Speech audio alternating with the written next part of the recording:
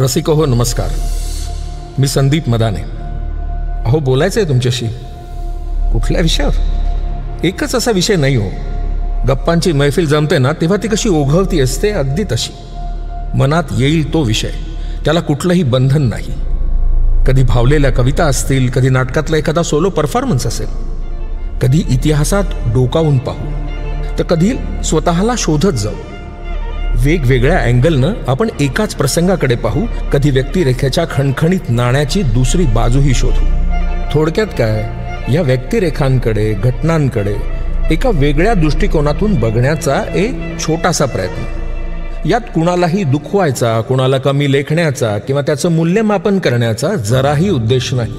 फक्त त्यातून मला जे भावलं, जे समजलं, जे उमगलं, जे शिकायला मिळालं ते मांडण्याचा हा प्रामाणिक प्रयत्न. बघा, लहानपणापासूनच रामायण महाभारतातल्या रोचक कथा ऐकता ऐकताच आपण मोठे झालो. जेव्हा दूरदर्शनवर रामायण आणि महाभारताच्या सिरियल आपण बघितल्या, तेव्हा रामायणातल्या राम, लक्ष्मण, सीता, हनुमान, महाभारतातल्या कृष्ण, अर्जुन, द्रौपदी, भीम, भीष्म, कर्ण, दुर्योधन, शकुनी ह्या सर्वांनी आपल्या भावनांचा, आपल्या मनाचा ठाव घेतला, बरोबर? पण ऐकलेल्या, माहीत असलेल्या गोष्टी अगदी जशाच्या तशा न पाहता त्यांना एका वेगळ्या दृष्टिकोनातून पाहायचं. आजच्या काळातही त्यातल्या काही सिमिलॅरिटीज, तसे प्रसंग आपल्या आजूबाजूला घडत तर नाही आहेत ना, यावर विचार करायचा. हाच तर आपल्या मैफिलीचा उद्देश आहे ना. आणि म्हणूनच आज आपल्या सगळ्यांना माहीत असलेला रामायणातला एक प्रसंग आपण एका वेगळ्या चष्म्यातनं पाहूयात. हां, एक मात्र लक्षात ठेवायचं, आपण रामायणावर बोलत नाही आहोत किंवा टीका टिप्पणीही करत नाही आहोत. फक्त त्या प्रसंगाकडे बर्ड आय व्ह्यूनं बघत त्या कॅरेक्टर्सना समजून घ्यायचा एक प्रामाणिक प्रयत्न करणार आहोत. मला वाटतं जसं रामायणात रामाच्या वनवासापासून रामायणाला एक वेगळं वळण मिळालं. हो, वनवासच घडला नसता तर कदाचित रामायण एका आदर्श राजाची स्टोरी झाली असती. दशरथ राजानंतर राजपुत्राचा राज्याभिषेक, रुलिंग हॅपीली एव्हर आफ्टर. आणि म्हणूनच कैकेयीमुळे रामाला वनवास घडणं ही घटना मला विचार करायला प्रवृत्त करते.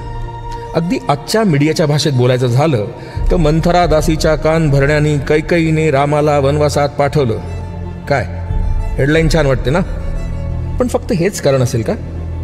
त्यावेळी असं काय झालं असेल की ज्यामुळं रामायण घडलं? विचार करायला काय हरकत आहे. सुरुवात आपण कैकेयीपासून करूयात. बघा, कैकेयी एक राजकन्या होती. म्हणजे राजधर्म, त्याचे नीतिनियम, राजशिष्टाचार ह्यासारख्या अनेक गोष्टी तिला लहानपणापासूनच ठाऊक असणार. ऑन टॉप ऑफ इट ती युद्धकलेत निपुण होती, रथ चालवण्यात पारंगत होती आणि तिच्या ह्याच गुणांमुळे ती दशरथाच्या एका युद्धात त्याची सपोर्ट सिस्टम बनली. जे युद्ध अर्थातच दशरथ जिंकले आणि ज्यामुळे खुश होऊन दशरथानं तिला 2 वर मागण्यास सांगितले, जे कैकेयीने तेव्हा न मागता राखून ठेवले. का बरं? का होल्ड केले असते? ह्या प्रसंगात मला तिचा ब्रिलियन्सच दिसतो. कारण भविष्यात कधी वेळ पडल्यास ह्या 2 वरांचा उपयोग करता येईल अशी दूरदृष्टी नक्की असू शकेल तिची. दुसरी गोष्ट म्हणजे कैकेयी दशरथाची राणी असली तरीही ती सगळ्यात धाकटी तिसरी राणी होती. राम सर्वात मोठा मुलगा, जनमानसात अतिशय पॉप्युलर, एक आदर्श राजा होण्यासाठी आवश्यक सारे गुण रामात होते.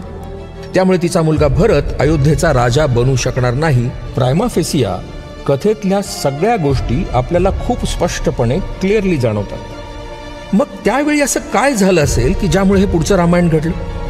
मला वाटतं सत्ता ही एक अशी गोष्ट आहे की जी भल्या भल्यांनाही भुरळ पाडते आणि it changes the behaviour pattern of people.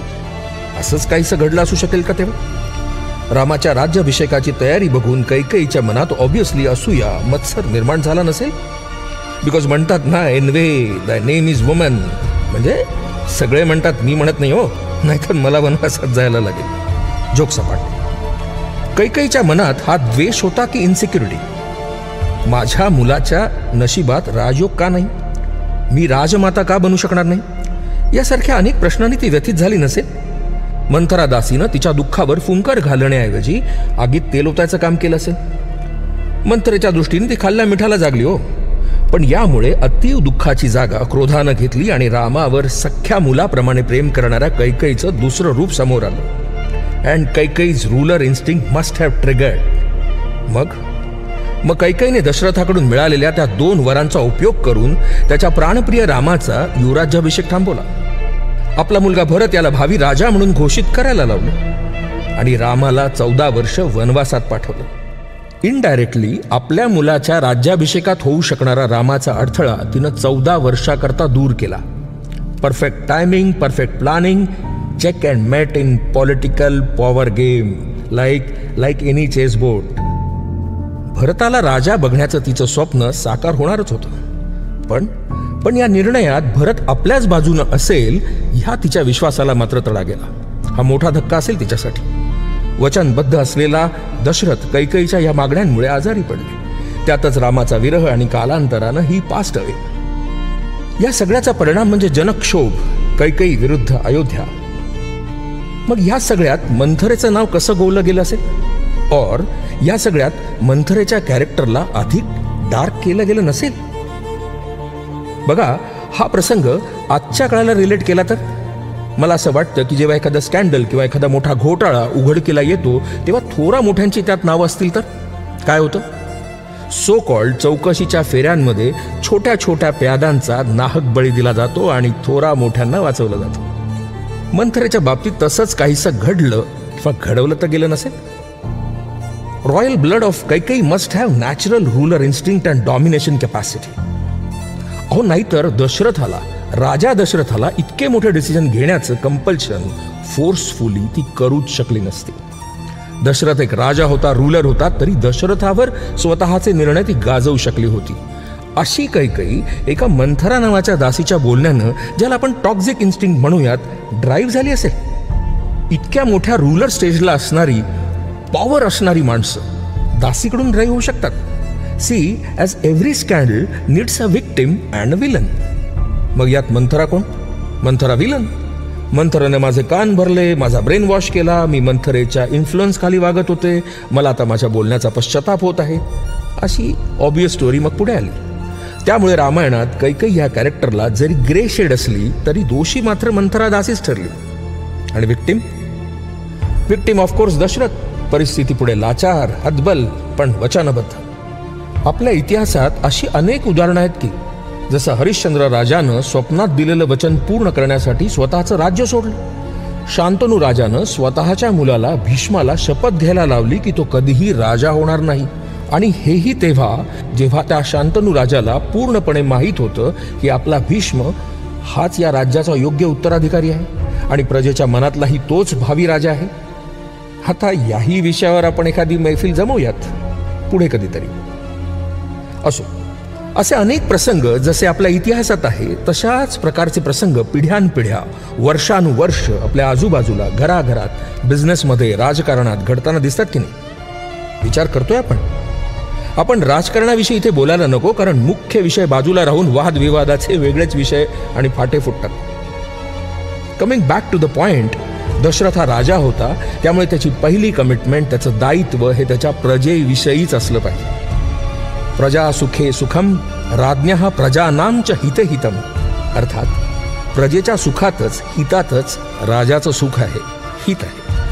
आपली व्यक्तिगत मतं, इच्छा, आकांक्षा, वचनं यासारख्या गोष्टी राजानं प्रजेवर लादायच्या नसतात. त्यामुळे एका पतीनं पत्नीला दिलेलं वचन पूर्ण करण्यासाठी एका राजानं आपल्या प्रजेचा विचार न करणं चुकीचं नाही का?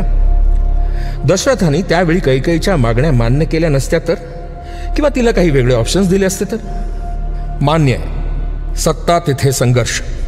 अहो, हे जरी खरं असलं तरी जेव्हा वारसा पुढे द्यायचा असतो तेव्हा घरातल्या किंवा पदावरच्या कर्त्या पुरुषांनी त्यांचे निर्णय हे वैयक्तिक इच्छा आकांक्षाच्या परे योग्य पद्धतीनं घेणं आवश्यक नसतं का? कुठल्याही अशा कर्त्याला त्याचे व्यक्तिगत असे निर्णय नसतातच.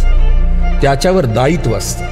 जसं राजाला दायित्व असतं त्याच्या प्रजेचं, कुटुंब प्रमुखाला दायित्व असतं त्याच्या कुटुंबाचं, पक्ष प्रमुखाला दायित्व असतं त्याच्या संघटनेचं, आणि एका बिझनेसमनला त्याच्या बिझनेस डोमेनचं आणि त्याच्या स्टाफचं.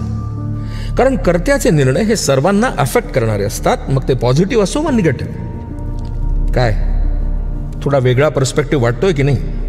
विचार करा, कमेंट करून सुचवा, तुमची मतंही मांडा. हे बा, माझं काम आहे एक विचार तुमच्यासमोर मांडणं आणि त्या विचारांना प्रवृत्त करणं. अशाच आगळ्या वेगळ्या मैफिली करूयात, वेगवेगळ्या विषयांचा बुफे मांडूयात, आवडेल त्या विषयाचा मनसोक्त आस्वाद घेऊयात, नावडेल ते सोडून देऊयात. आणि तुम्ही सुचवा की काही विषय, तुमची मतं, तुमचे दृष्टिकोन मांडा की कमेंट्समध्ये. सो सायोनारा, फिर मिलेंगे. एक आगळा विषय आणि एक वेगळा दृष्टिकोन घेऊन.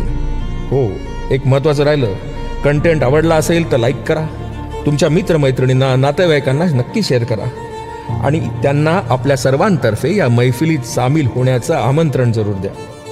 त्यांचेही काही वेगळे विचार असतील की तेही आपल्याला समजतील. बरं, जाता जाता बेल आयकॉन नक्की प्रेस करा, कारण कुठलाही फिक्स टाइम झोन नसणार आहे व्हिडिओ पोस्ट करण्यासाठी. बेल आयकॉन प्रेस असला म्हणजे कसं, तुम्हाला ऑटोमॅटिक नोटिफिकेशन मिळेल आपल्या या नव्या मैफिलीचं. So see you soon and stay tune, क्योंकि जिम्मेदारियां भी खूब इम्तिहान लेती है, जो निभाता है उसी को परेशान करती है. सो सायोनारा रसिक हो, सायोनारा.